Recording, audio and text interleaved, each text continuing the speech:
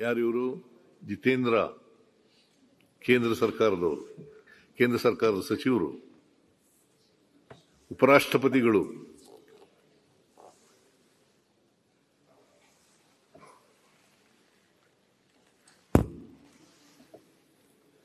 ಅವರು ಹೇಳಿರ್ತಕ್ಕಂಥದ್ದು ಈ ಎರಡೂ ವರದಿಗಳು, ಪ್ರಶಂಸೆ ಮತ್ತು ಸಲಹೆಯ ವರದಿಗಳು ಸರ್ಕಾರಕ್ಕೆ ಉಪಯುಕ್ತವಾಗಿದ್ದಾವೆ.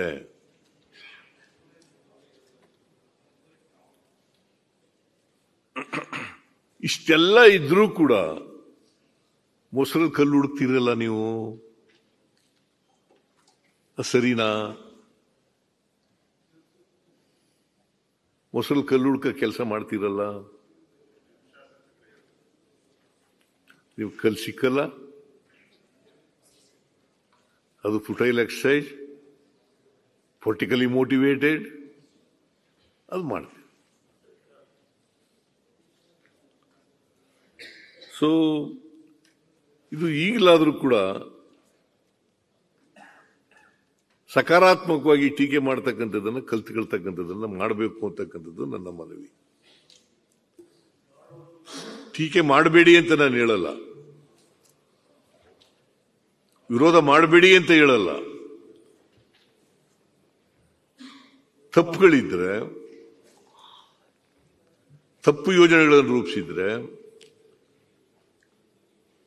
ಸರ್ಕಾರದ ಖಜಾನೆಗೆ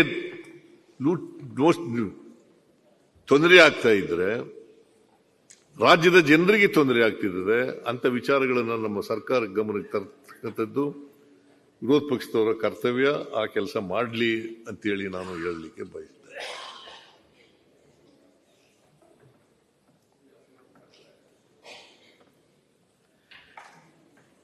ನಾವು ಮಾನ್ಯ ಅಧ್ಯಕ್ಷರೇ, ಈ ಯೋಜನೆಗಳಿಗೆ, ಗ್ಯಾರಂಟಿ ಯೋಜನೆಗಳಿಗೆ, ಶಕ್ತಿ, ಗೃಹಲಕ್ಷ್ಮಿ, ಗೃಹ ಯೋಜನೆ, ಅನ್ನಭಾಗ್ಯ ಮತ್ತೆ ಯುವ ನಿಧಿ, ಈ ಕಾರ್ಯಕ್ರಮಗಳಿಗೆ ಫೆಬ್ರವರಿವರೆಗೆ 76,509 ಕೋಟಿ ರೂಪಾಯಿಗಳನ್ನು 76,509 ಕೋಟಿ ರೂಪಾಯಿಗಳನ್ನು ಮಾಡ್ತೀವಿ. ಸರ್ಕಾರ ದಿವಾಳಿಯಾಗಿದ್ರು ಮಾಡಕ್ಕಾಯ್ತಿತ್ತ?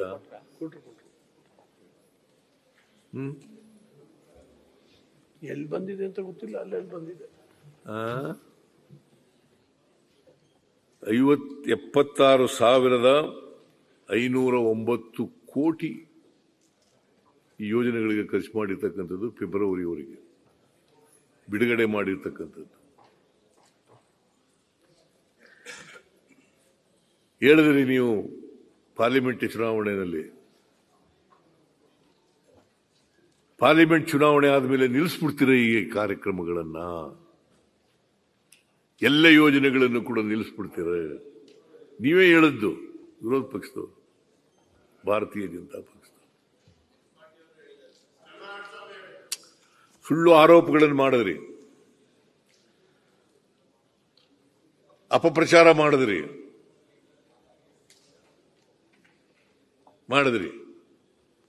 ಆದ್ರೆ ಜನ ಒಪ್ಕೋಬೇಕಲ್ಲ. ಜನರಿಗೆ ಈ ಕಾರ್ಯಕ್ರಮಗಳ ಸತ್ಯಾಸತ್ಯತೆ ಏನು ಅನ್ನೋದು ಗೊತ್ತಾಗಿದೆ. ಯಾಕಂದ್ರೆ the beneficiaries are getting the money.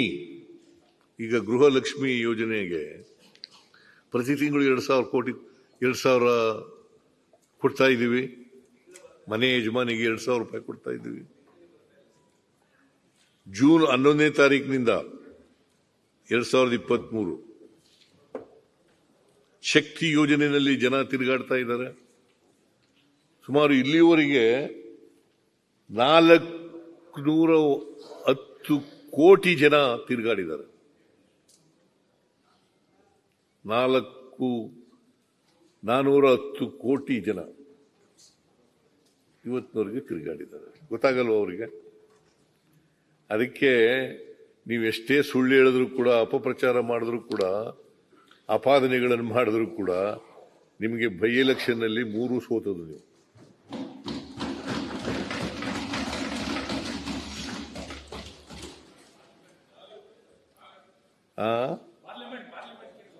Parliament ಬಿಡಿ,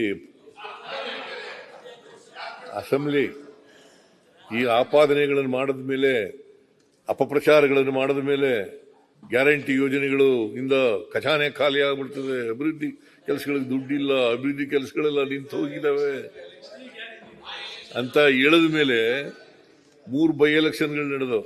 ಚನ್ನಪಟ್ಟಣ, ಶಿಗ್ಗಾಂವಿ ಮತ್ತೆ ಸಂಡೂರು. ಬೇರೆ ಬೇರೆ ರಾಜ್ಯದಲ್ಲಿ ನೀವು ಹೇಳಿದ್ರ ಮೇಲೂ ಕೂಡ ನಿಮ್ಗೆ ಓಟ್ ಹಾಕ್ಲಿಲ್ಲಲ್ಲ, ಯಾಕೆ ಹಾಕ್ಲಿಲ್ಲಪ್ಪ? ನೀವು ಇದನ್ನ ಅನೌನ್ಸ್ ಮಾಡಿದ್ರಿ. ರಾಜ್ಯಪಾಲರು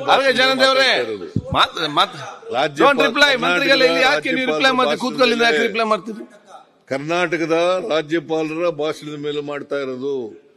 ನೀವು ಟೀಕೆ ಮಾಡಿದಿರಲ್ಲ, ಅಪಪ್ರಚಾರ ಮಾಡಿದಿರಲ್ಲ,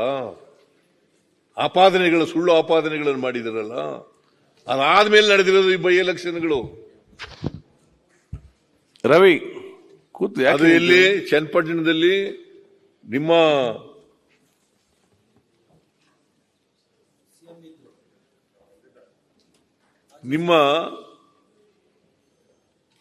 ನೀವೇ ಗೆದ್ದಿದ್ದು ಕಳೆದ ವಿಧಾನಸಭಾ ಚುನಾವಣೆಯಲ್ಲಿ. ಅಲ್ಲಿ 25,000ಕ್ಕೂ ಹೆಚ್ಚು ಅಂತರದಿಂದ ಗೆದ್ದು ಕುಮಾರಸ್ವಾಮಿ ಅವರು ಗೆದ್ದಿದ್ರು.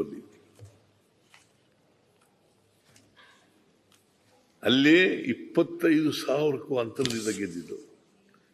ಅಂತರ ಕುಮಾರಸ್ವಾಮಿ ಅವರು ಗೆದ್ದಿದ್ದದ್ದು, ಅವ್ರ ಮಗನ್ನೇ ನಿಲ್ಲಿಸಿದ್ರು ಪಾಪ. ಆಮೇಲೆ ಶಿಗ್ಗಾಂವಿ ಬಸವರಾಜ ಬೊಮ್ಮಾಯಿ ಅವರು ಗೆದ್ದಿದ್ದು, ಮಾಜಿ ಮುಖ್ಯಮಂತ್ರಿ. ಅಲ್ಲಿ ಸುಮಾರು 13,000 ಅಂತರದಿಂದ ಗೆದ್ದು.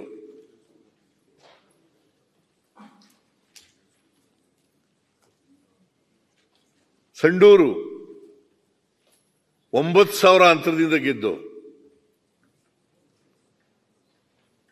3 ಕಡೆ ಮಕಾಡೆ ಮಲಗಿದ್ರಿ ನೀವು.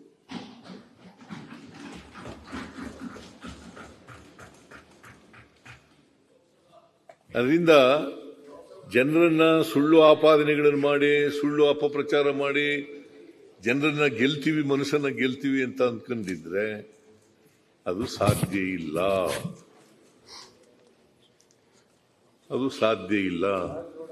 ಆದರೂ ನಾವು ಈ ವರ್ಷ ಬೇಡ ಬಿಡಪ್ಪ ಅಶೋಕ, ಸುಮ್ಮನೆ ಅಲ್ಲ, ಸುಳ್ಳು ಹೇಳ್ತೀರಲ್ಲ ಸರ್. ಸುಳ್ಳು ಹೇಳಿಲ್ಲ, ಈಗ ಗೆದ್ದಿರೋ ಸುಳ್ಳ ಅಲ್ಲ, 100% ಸುಳ್ಳು. ಯಾಕೆ ಅಂದ್ರೆ ನಾವು 18 ಗೆದ್ದಿದ್ದೀರಿ, 3 ಗೆದ್ದಿರೋದು ನೀವು. ಹೌದಪ್ಪ, 18 ಫ್ರೀ ಕೊಡದೆ 18 ಗೆದ್ದಿದ್ದೀರಿ ನಾವು. ಬೈ ಎಲೆಕ್ಷನ್ ಯಡಿಯೂರಪ್ಪನವ್ರು ಮುಖ್ಯಮಂತ್ರಿ ಆಗಿದ್ದಾಗ ಫ್ರೀನೇ ಕೊಟ್ಟಿಲ್ಲ ನಾವು. ಹಂಗೆ 18 ಬೈ ಎಲೆಕ್ಷನ್ ಗೆದ್ದಿದ್ದೀರಿ ನೀವು. 3ಕ್ಕೆ ಹಿಂಗಂದ್ರೆ ನಾವು ಇನ್ನ 18ಕ್ಕೆ ಹೆಂಗೆ ಹೇಳ್ಬೇಕು ನಾವು? ಆಯ್ತು, ಕೂತ್ಕೋ. ಈಗ 18ಕ್ಕೆ ನೋಡು ಏನ್ ಹೇಳ್ಬೇಕಂತ ಹೇಳಿ. ನೀವು 18 ಕ್ರಾಸ್ ರಿಪ್ಲೈ ಆಗ್ಲಿ. ಪ್ರತಿಪಕ್ಷ ನಾಯಕರೇ ಮಾತಾಡ್ಬೇಡಿ, ದಯಮಾಡಿ. ಅವತ್ತು ಅಷ್ಟೇ ರಿಪ್ಲೈ ಆಗ್ಲಿ. ಅಲ್ಲಿ ಬೇಡ, ಯಾಕೆ ಇಲ್ಲ ಅವ್ರೇನ್ ಬೇಜಾರ್ ಮಾಡ್ಕೊಳ್ಳಲ್ಲ, ನಾನ್ ಮಾತಾಡ್ತೀನಿ. ನ್ಯೂಸ್ ಫಸ್ಟ್, ನಿರ್ಭೀತಿಯಿಂದ ನಿಮ್ಮ ಪರವಾಗಿ.